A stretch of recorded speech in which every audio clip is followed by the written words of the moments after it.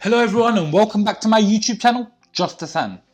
In this video, we're going to be talking about why you should start investing right now and how to go about doing so. If you haven't invested already in the past, you probably have a lot of regrets, and I constantly hear from a lot of people, I should have invested 5 years ago. I should have invested 10 years ago. But the thing is, we can't go back in time. And yes, it's true, the best time to invest was 20 years ago. But the next best time to invest is right now.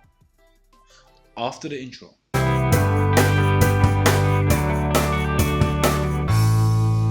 So firstly, let's start off with the question, what happens to your money if it's not invested?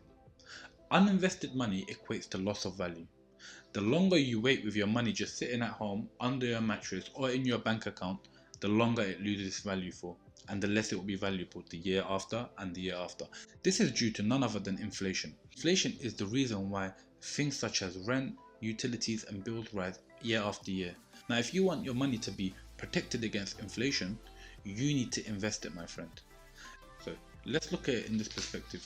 If you had £1,000 last year and you didn't invest it for any particular reason, right now in a year time, you would have lost 2% on that £1,000 in terms of value. So on £1,000, you would have lost this £20 here, it would have gone to waste. However, you are not only losing the inflation, you are also losing the opportunity cost of that £1,000. So think of it in this term. The stock market, on average, returns around 10% per year. And this is like proven by history. So if you actually go back each and every year, if you had invested in the stock market, on average it would have returned about 10%. Not only you have lost the inflation, you have also lost the opportunity cost of that return. Inflation affects many things such as rent, utilities, food. However, it does affect some other things even a bit more. Let's take for instance this phone here. This is an iPhone 12 I have purchased last year for around about £1,000. Now, let's go back 12 years ago and see how much you could have bought an iPhone for, and let's see what's happened to the prices of iPhones. This was about £1,000 in 2020. So I'm gonna actually rewind time back into 2008 where I bought my first iPhone.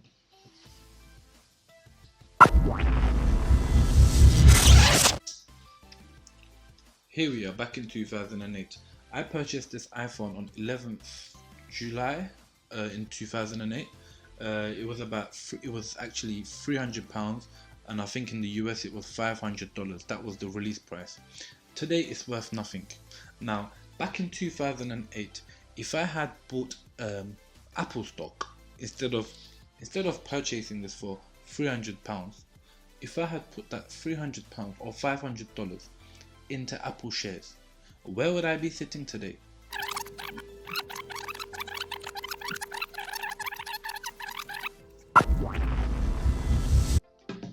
Let's look at the graph. I have found this calculator online where you can go back in time and input price points for stocks, and it'll give you the profit that you would have made today. In 2008, if I had bought Apple stock at £300, profit would have been around $12,000. Let's give a minute of silence and let that sink in.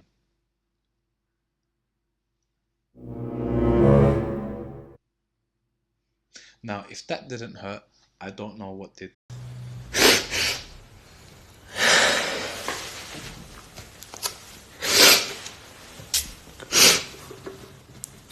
Anyway, I try to emphasize my subscribers from getting out of this habit of being a consumer. We're just consumers. We should also be producers and investors.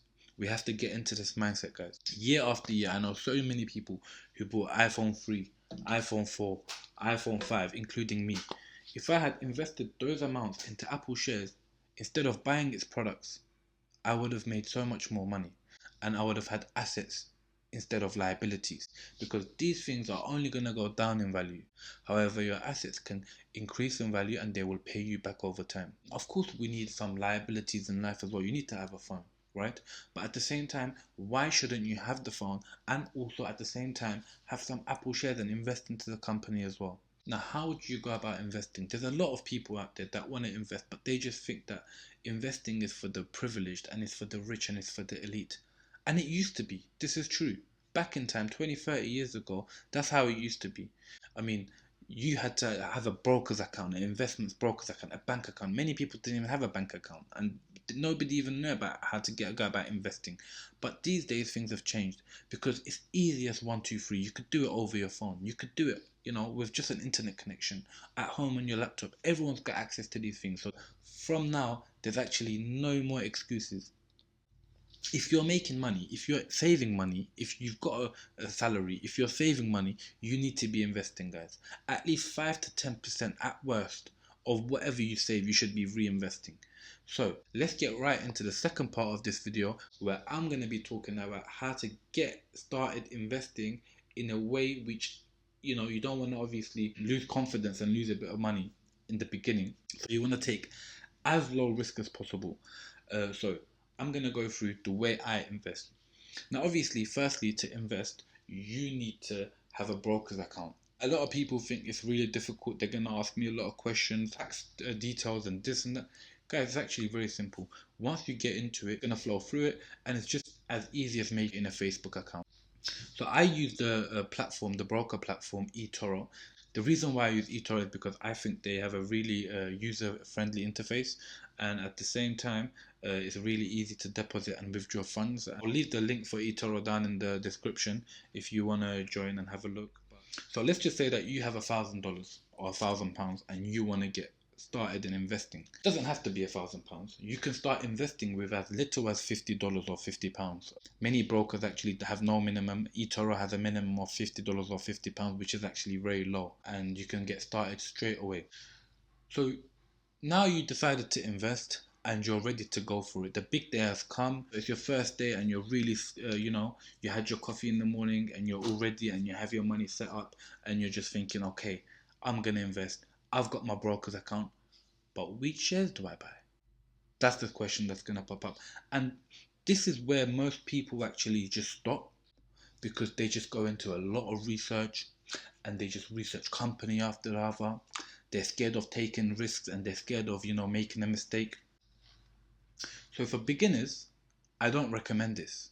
I don't recommend investing in individual shares or stocks.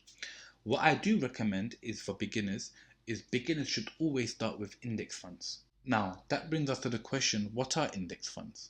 Index funds are a group of companies that have been put together by a fund, where you invest in the fund and it will then decide which stocks to buy.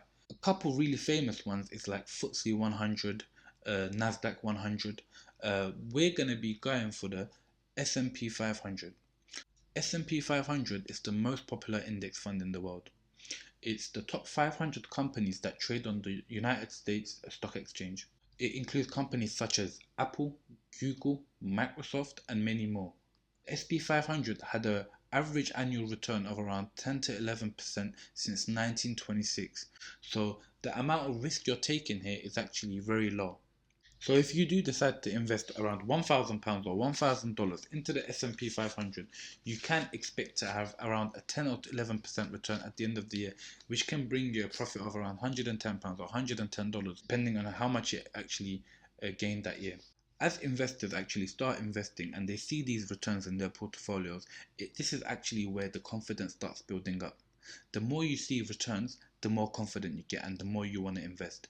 And then you can pick particular shares and stocks which you really believe in for the long term to invest in.